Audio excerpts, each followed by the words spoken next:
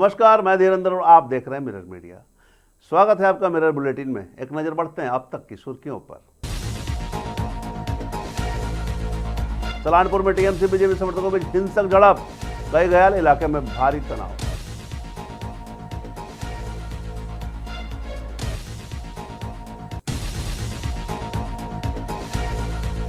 नबान में मुख्यमंत्री से मिले अभिनेता प्रसेनजीत चट्टोपाध्याय, राज्यसभा जाने की अटकलें हुई तेज।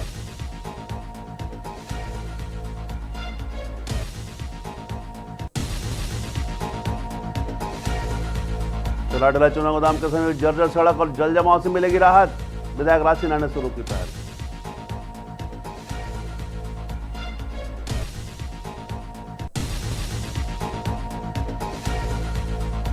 नाबालिग मुखबदर बालक के साथ गंभीर अभद्रता का आरोप, केंद्रवाड़ी थाने में मामला दर्ज।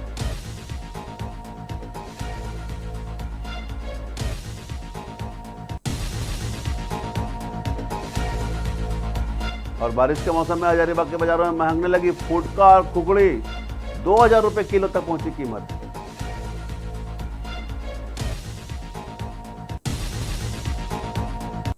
और अब खबरें विस्तार से। पश्चिम बंगाल के सलानपुर ब्लॉक के अचरा इलाके में शुक्रवार देर रात टीएमसी और बीजेपी समर्थकों के बीच हिंसक झड़प हो गई है। घटना में दोनों पक्षों के कई लोग घायल हुए हैं, जबकि इलाके में तनाव को देखते हुए अतिरिक्त पुलिस बल तैनात किया गया है। जानकारी के अनुसार पंचायत कार्यालय के पास खड़ी 2 पिकअप वैन को लेकर शुरू ही विवाद देखते देखते हिंसक झड़प में बदल गई। बीजेपी ने आरोप लगाया कि उसके कार्यकर्ताओं पर हथियार से हमला किए गए हैं, जबकि टीएमसी का दावा है कि उसके कार्यकर्ताओं पर सैकड़ों लोगों ने हमला किया है और एक मोटरसाइकिल में आग लगाने की कोशिश की गई है। घटना की सूचना पर पुलिस मौके पर पहुंची और हालात को नियंत्रित किया। घायलों को फिलहाल इलाज आसनसोल अस्पताल में चल रहा है और अन्य अस्पतालों में भी चल रहा है, जबकि दोनों पक्षों ने एक दूसरे के खिलाफ शिकायत दर्ज कराने की तैयारी शुरू कर दी है। पुलिस पूरे मामले की जांच में जुट गई है।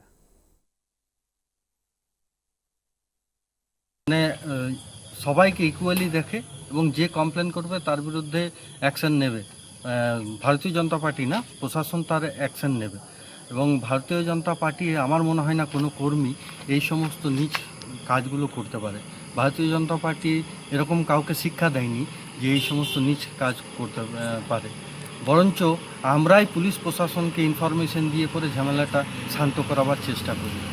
যাই হোক, উনি নিয়েছেন, উনি হয়তো ভাবছেন বা ওনাদের একটা কালচার আছে যে যারা সরকারে থাকে তারা এরকম করে। অ্যাকচুয়ালি ব্যাপারটা তা নয়।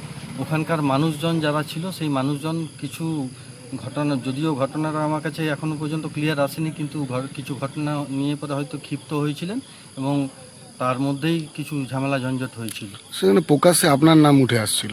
এবারে ওনাদের হয়তো पश्चिम बंगाल की राजनीति में उस समय अटकलों का दौर तेज हो गया जब मशहूर अभिनेता प्रसेनजीत चट्टोपाध्याय ने राजसली वाले नवान पहुंचकर मुख्यमंत्री से मुलाकात की। इस मुलाकात के बाद राजनीतिक और फिल्मी गलियारों में चर्चाओं का बाजार गर्म हो गया है। जानकारी के अनुसार इस मुलाकात के बाद यह कयास लगाया जा रहा है कि प्रसेनजीत चट्टोपाध्याय को राज्यसभा भेजा जा सकता है। हालांकि इस संबंध में न तो मुख्यमंत्री कार्यालय की ओर से कोई आधिकारिक बयान जारी किया गया और न ही अभिनेता ने किसी राजनीतिक भूमिका को लेकर प्रतिक्रिया दी है। बंगाल की राजनीति में सांस्कृतिक और फिल्म जगत की चर्चित हस्तियों को राज्यसभा भेजने की परंपरा शुरू से ही रही है। ऐसे में प्रसेनजीत की मुख्यमंत्री से हुई मुलाकात ने इन अटकलों को और हवा दे दी है। फिलहाल यह साफ नहीं है कि यह मुलाकात केवल शिष्टाचार थी या इसके पीछे कोई राजनीतिक संदेश छिपा हुआ है। आधिकारिक घोषणा होने तक राज्यसभा को लेकर सभी चर्चाएं महज अटकलें ही मानी जा रही है। ভারতবর্ষের লোক মনে রাখেন এমনভাবে একটা জিনিস অনুষ্ঠান করা, আমার এর বাইরে কোনো কথা হয়নি। আমার মনে হয় পশ্চিমবাংলার মানুষরা এইটুকু বিশ্বাস করুক, আমার সঙ্গে কারোর কোনো রাজনৈতিক কথা আলোচনা সেদিনও হয়নি, আজও হয়নি।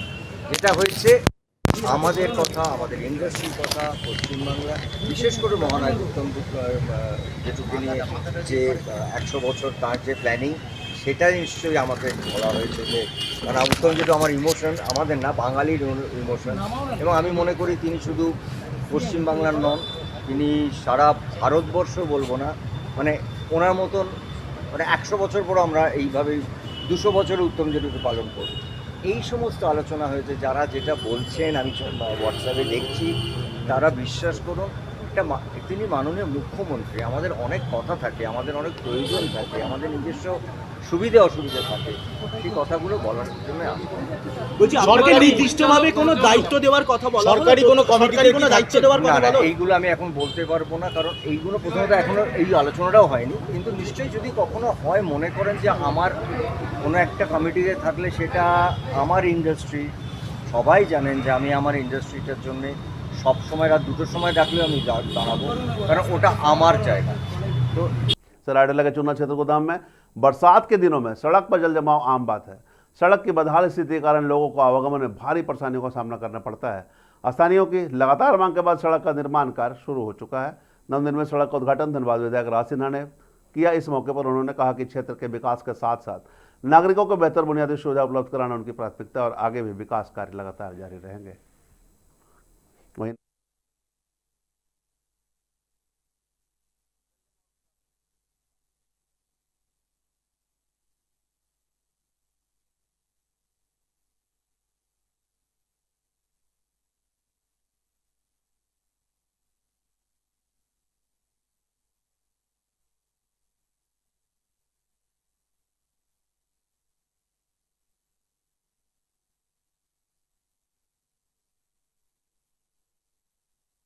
पूरा कच्चा था, ये पूरा बारिश में चलना मुश्किल हो रहा था। यहाँ के लोगों ने मुझसे संपर्क किया था, मैंने आश्वस्त किया था। तो मेरी कोशिश यही होती है कि जहाँ जहाँ परेशानी हो लोगों को, वहाँ प्रयास करके उनको सुविधा दिलाएं। और नगर निगम से नगर नहीं हो पाएगा तो छोटा अगर हमारे फंड के अप्रोच में आएगा तो हम उससे कराते हैं। तो विकास हमारी प्राथमिकता है और इसके तहत काम करा रहे हैं, जहाँ तक संभव हो सकता कराते हैं। अभी और भी कुछ सड़कें हैं जो भूली में कुछ सड़क थी जहाँ पर लोग जो है लगातार मांग कर रहे थे। अभी फंड आएगा तो बहुत सा सड़क को निकालेंगे जहाँ जहाँ है। ठीक है। केंद्रीय थाना क्षेत्र से एक बेहद संवेदनशील मामला सामने आया है, जहां 11 वर्षीय मुख बधिर बालक के साथ यौन शोषण किए जाने की घटना हुई है। घटना के बाद परिजनों की शिकायत पर केंद्रीय थाने मामला दर्ज कर लिया गया है। पुलिस पूरे मामले की जांच में जुटी हुई है। जबकि मीडिया से बातचीत के दौरान CWC के सदस्य नीतू सिन्हा ने बताया कि हाल के दिनों में यह मामला समिति के संज्ञान में आया था।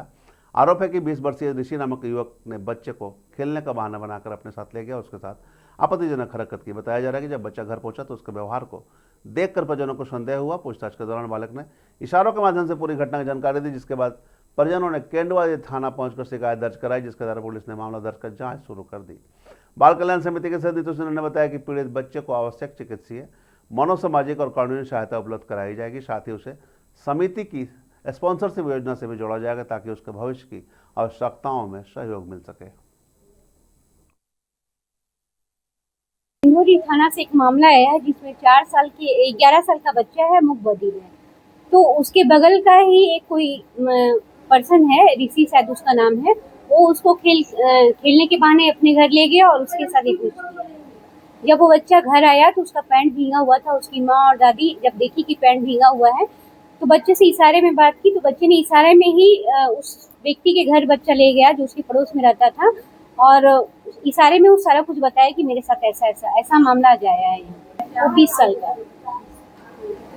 अभी क्या कुछ कार्रवाई आगे की जा रही है? अभी तो हम लोग उसको सपोर्ट पर्सन देंगे। हम बात भी किया सपोर्ट पर्सन के बारे में, पर वो बोले कि अभी हम इसके बारे में कुछ नहीं कहेंगे, जब हम आएंगे बाद में तो बताएंगे। और हम लोग फिर बाद में उसको स्पॉन्सरशिप से भी जोड़ा जाएगा बच्चों को। और मुंह बधिर के बारे में भी बताया कि मुंह बधिर का अगर सर्टिफिकेट बना लिया जाए तो उसको और भी मतलब परियोजना का लाभ मिल सकता है। झारखंड में बारिश का मौसम आते ही जंगलों से मिलने वाला पारंपरिक वन उत्पादों की बहार शुरू हो जाती है। इन्हीं में सबसे अधिक मांग फुटका और खुकड़ी यानी कि जंगली मशरूम की होती है।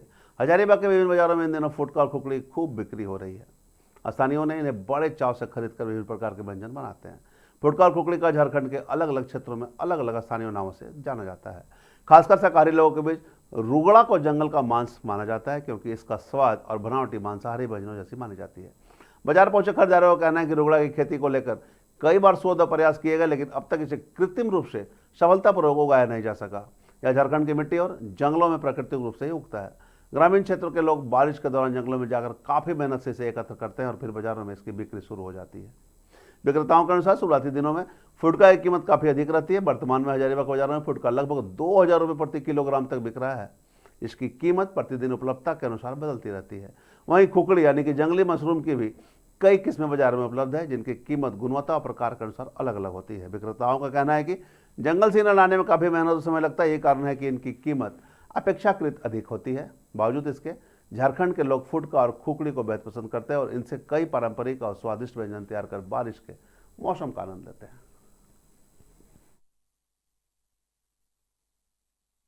हाँ, इसका सब्जी बनाने से ये सेम टू सेम मटन और चिकन जैसा लगता है। जैसे अभी सावन का भी त्यौहार आएगा तो काफ़ी हिंदू भाइयों नहीं खाते हैं, कुछ भी नॉनवेज नहीं कंज्यूम करते, तो उसके जगह ये अल्टरनेट की तरह देखा जाता है। और ये जो है काफ़ी इसमें न्यूट्रिशन काफ़ी पाया जाता है और ये सीजनल चलता है, तो 2 मंथ ज़्यादा से ज़्यादा अच्छा फ्रेश पाया जाएगा। तो उसके लिए ये फ्रेश और ये 2 महीना बिकेगा और इसे उगाने का कोई तरीका है ही नहीं। ये सिर्फ जंगल में पाया जाता है। आदिवासियाँ चुन के एक एक करके उसको मिट्टी से खोद के तिनका से निकालते हैं और तब जाके इसे एक एक करके जमा करके इतना, तभी इसी कारण रेट इसका इतना ज़्यादा रहता है। 2000 रुपये किलो तक जाता है, कभी कभी 2600 भी चला जाता है। कैसे किलो? 1000 रुपये किलो फुटका है, 1600 रुपये किलो टेक्नोस है। काहे इतना महंगा? जंगल में चुन के एक किसान सब जोतता है, हमको व्यापारी करके लाते हैं। कितना दिन चलता है ये? 2 महीना 3 महीना चलता है। 2 महीना 3 महीना चलता है। लोग कैसा पसंद कर रहे हो? शाकाहारी रहता है ना, उन लोग ज़्यादा ही महंगाई। लोग कहते हैं कि चिकन मटन से भी टेस्टी रहता है। और मेरे बुलेटिन में अब तक बस इतना ही। ताज़ा अपडेट के लिए बने रहे मिरर मीडिया के साथ।